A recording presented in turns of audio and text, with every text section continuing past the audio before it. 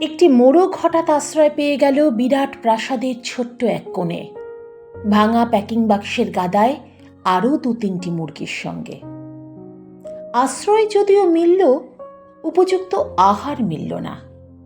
সুতীক্ষ্ণ চিৎকারে প্রতিবাদ জানিয়ে গলা ফাটালো সেই মোড়ক ভোর থেকে সন্ধে পর্যন্ত। তবুও সহানুভূতি জানালো না সেই বিরাট শক্ত ইমারত। তারপর শুরু হলো তার আস্থা করে আনাগোনা।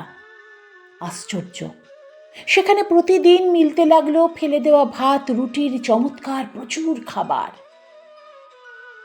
তারপর এক সময় আস্থা করেও এলো অংশীদার, ময়লা ছেঁড়া ন্যাকড়া পরা 2-3টে মানুষ।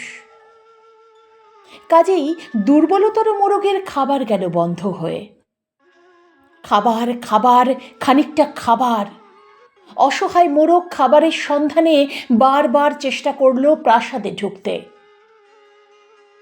প্রত্যেকবারই তাড়া খেল প্রচণ্ড। ছোট্ট মোরগ ঘাড় উঁচু করে স্বপ্ন দেখে, প্রাসাদের ভেতর রাশি রাশি খাবার। তারপর সত্যি সে একদিন প্রাসাদে ঢুকতে পেল।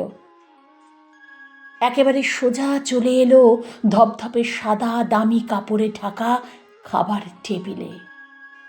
অবশ্য খাবার খেতে নয়, খাবার হিসেবে।